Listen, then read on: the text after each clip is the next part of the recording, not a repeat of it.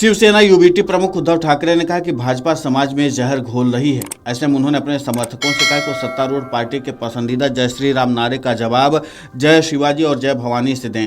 ठाणे से सीमा बनाने वाले मुलुंड के पूर्वी उपनगर में शिवसेना यूबीटी प्रमुख ने कार्यकर्ताओं को संबोधित किया। उन्होंने कहा कि मौजूदा भाजपा शासन और नाजी जर्मनी के तानाशाह एडोल्फ हिटलर के समानता बताते हुए तुलना भी की। उन्होंने कहा कि अगर कोई जय श्री राम कहता तो उसे जय शिवाजी और जय भवानी कहे बिना न जाने दें। उन्होंने कहा कि भाजपा ने हमारे समाज में जहर घोल दिया है। मैं भाजपा की ओर से हमारे समाज के साथ किए गए बर्ताव के लिए कड़ी सजा देने जा रहा हूं। ठाकरे ने अंतर्राष्ट्रीय खेल आयोजनों पर भी भाजपा पर निशाना साधा। उन्होंने कहा कि भाजपा पहले पाकिस्तान के साथ खेल आयोजनों का विरोध करती थी, लेकिन अब भारत पाकिस्तान और बांग्लादेश दोनों के साथ क्रिकेट मैच खेलता है। उन्होंने कहा कि महाराष्ट्र के मुख्यमंत्री देवेंद्र फडणवीस के हाल ही में विधानसभा में दिए गए बयान पर कटाक्ष भी किया। पूर्व सीएम उद्धव ठाकरे ने कहा कि अगर फडणवीस उनका अनुकरण करना चाहते हैं तो उन्हें किसानों के लिए लोन माफी की घोषणा करनी चाहिए। 10 मार्च को पेश किए जाने वाले बजट में शिव भोजन और लड़की बहन जैसी योजनाओं के लिए संशोधित किए गए पैसे का आवंटन किया जाना चाहिए। शिवसेना यूबीटी नेता उद्धव ठाकरे ने दावा किया कि उन्होंने सीएम के रूप में अपने कार्यकाल के दौरान कुछ परियोजनाओं को रोक दिया था। अगर वे लंबे समय पद पर रहते तो मेट्रो 3 कार्ड शेड को कांजूर मार्ग पर स्थानांतरित कर देते। उन्होंने आरोप लगाया कि अब जमीन अडानी समूह को आवंटित की जा रही है। Mumbai metro 3 car shed site को लेकर भाजपा और राज ठाकरे की पार्टी आमने सामने है।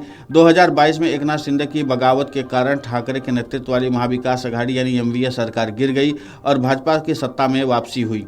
नई सरकार ने पश्चिमी उपनगरों में आरे और मेट्रो कार शेड स्थापित करने का फैसला किया। ठाकरे चाहते थे कि इसे पूर्वी हिस्से में कंजूर मार्ग पर ले जाया जाए। उन्होंने कहा कि शिवसेना प्रमुख बाला साहेब ठाकरे के विचारों को मानने वाले लोग दुबई गए थे। वे भारत पाकिस्तान के मैच देख रहे थे, वे फोटो ले रहे थे। पाकिस्तानी खिलाड़ी पास में बैठे थे। क्या वे लोग हमें हिंदू धर्म सिखाएंगे? अगर उद्धव ठाकरे या आदित्य ठाकरे दुबई गए होते तो हंगामा मच जाता। उन्होंने कहा कि ये एक झूठी कहानी है कि भाजपा देशभक्त है। शिवसेना प्रमुख का रुख था कि पाकिस्तान के साथ तब तक मैच नहीं खेला जाना चाहिए जब तक वो अपने देश के प्रति अच्छा रुख नहीं अपनाता। उन्होंने कहा कि लेकिन जब वो हमें देशभक्ति सिखा रहे हैं जिनका स्वतंत्रता संग्राम से कोई संबंध नहीं है, उन्होंने देश की जड़ें खो दी हैं। संघ के सदस्य छत पर लाठी डंडे लेकर बैठते हैं। उद्धव ठाकरे ने संघ की आलोचना करते हुए कहा कि वे लोग हमें हिंदुत्व सिखाते हैं। उद्धव ठाकरे प्रयागराज कुंभ मेले में क्यों नहीं गए? उन्होंने इसके लिए व्यंग्यात्मक कारण बताया। कल बजट पेश किया जाएगा, इसमें फडणवीस ने किसानों को कर्ज मुक्त बताया। मैं प्यारी बहनों को 2100 रुपए देने की घोषणा करूंगा। ठाकरे ने उन्हें उनकी बराबरी करने की चुनौती दी। बता दें कि महाराष्ट्र में सियासी घमासान मचा हुआ है। इस घमासान में उद्धव ठाकरे लगातार बीजेपी और शिवसेना शिंदे गुट पर हमला बोल रहे हैं। मुख्यमंत्री देवेंद्र फडणवीस को चुनौती देते हुए कहा कि वो महिलाओं के लिए 2100 रुपए प्रतिमाह देना शुरू करें। अब कुल मिलाकर के उद्धव ठाकरे लगातार बीजेपी का विकल्प निकालने की कोशिश कर रहे हैं और साथ ही अपनी सियासी रणनीति को भी मजबूत करने में जुटे हुए हैं। दरअसल उद्धव ठाकरे अभी इस समय काफी ज्यादा आक्रामकता के साथ बीजेपी पर हमला बोल रहे हैं। उद्धव ठाकरे कल से लेकर के आज तक में कई सारे सवाल उठाए हैं और खासकर अब वो जब किसी जनसभा को संबोधित करते हैं तो उन तमाम योजनाओं का भी जिक्र जरूर कर देते हैं जिसके नाते से बीजेपी महाराष्ट्र की सत्ता में वापसी की है। खासकर महिलाओं वाला मुद्दा तो उद्धव ठाकरे छोड़ते नहीं। महिलाओं को 2100 रुपए जो सम्मान राशि मिलनी थी यानी जो लाडकी बहन योजना थी उसका भी खासा जिक्र करते हैं Uddhav Thackeray.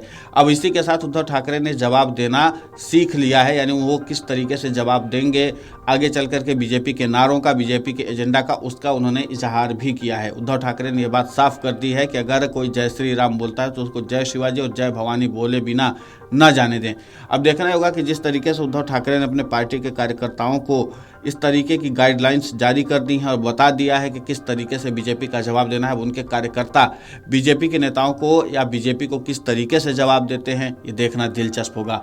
Video desk amarujala.com। अगर आप ये वीडियो YouTube पर देख रहे हैं तो हमारे चैनल को सब्सक्राइब कर बेल आइकन दबाएं और Facebook पर देख रहे हैं तो हमारे पेज को लाइक करें। 8 मिलियन प्लस सब्सक्राइबर, आपके इस भरोसे के लिए बहुत धन्यवाद।